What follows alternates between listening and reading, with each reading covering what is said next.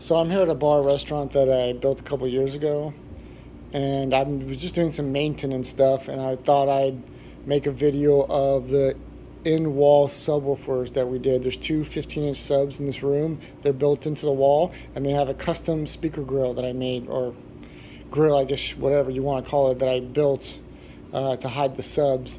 This is the grill, and I've taken it down because it was dirty. It had a lot of dust on it. This one wasn't so bad, but the one that was near a HVAC duct was really dirty. So it just accumulated dust over the years, so I just vacuumed it up. But just to go over the build of this is basically acoustical fabric. This is an acoustical ceiling built by another company. It's fabric stretched over insulation. So I asked them for some extra material when they built it.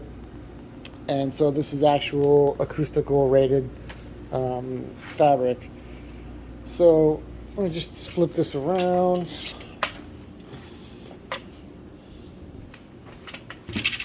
So I built a frame, painted it black so you wouldn't see the white through the black fabric. I put a safety hook on it just in case it ever came off the wall.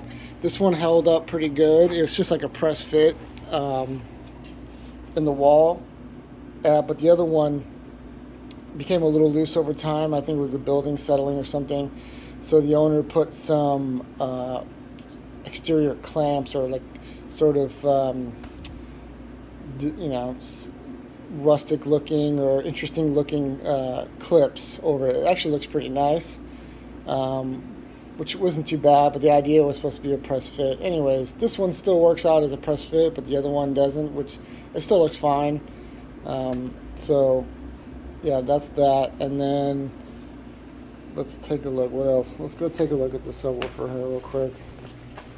Let me get my light. Oh, I got my light.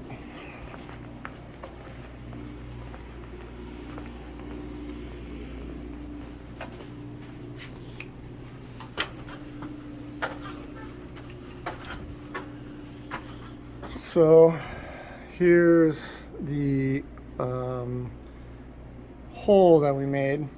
So we had talked about having the subs on the corner, like built onto a platform, and we went over a bunch of ideas. But in the end, because we had space up in the attic here, that we decided to build them into the wall. And at the time, I wasn't sure how they were going to sound. Being sort of confined in a space like this, but they actually sound very good. I mean, I could play the subs, but the phone won't really pick up the frequencies. It won't really catch how they sound, but they sound really good.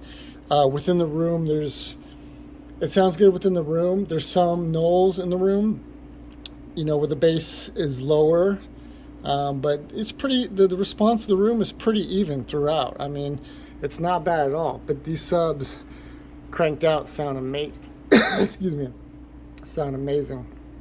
So I'm really happy with how the sound turned out. So this is actually framed out. I actually framed it out myself. There's 2 layers of drywall in this. Kind of hard to see here.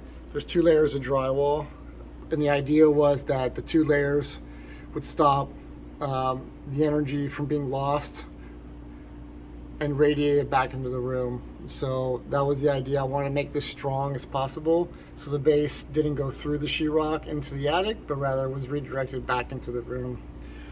And then there's just like this mat that I bought from Home Depot. It's a soft mat. So the idea was try to decouple the subwoofer from the building so that there would be less vibration. So that was the idea there. These are the Yamaha XLF subs. They're awesome subs. Electrician ran power there. These are running off Dante, so they're actually getting the audio signal from a Cat 5 cable. Actually, so there's no microphone cable, no speaker wire. It's just a data wire connected to the switch on the Yamaha system, then patched in with Dante controller. Pretty awesome stuff. And these have been plugged in for 2 years. and they're still working fine. They've never been unplugged for 2 years, which is pretty impressive. So yeah, everything's just working fine. What else? Oh, this custom bracket, I made this. I welded this myself.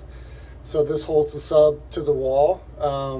This top mount is actually originally a pole for like a DJ setup. So you have a pole and then another speaker mounted on top of the sub. But instead I used this to mount it to the wall. There's even some rubber behind that to help try to decouple it from the structure.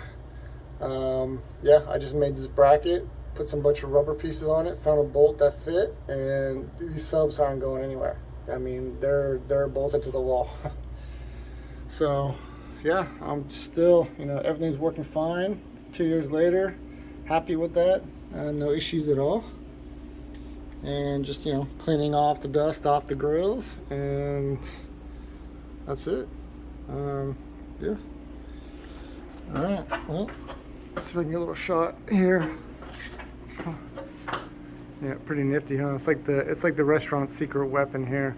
You would never know that there's 15-inch subs built into the wall here. So once that grill goes on, it just looks like a black grill on a green wall. So it's pretty cool. All right, well, thanks for watching.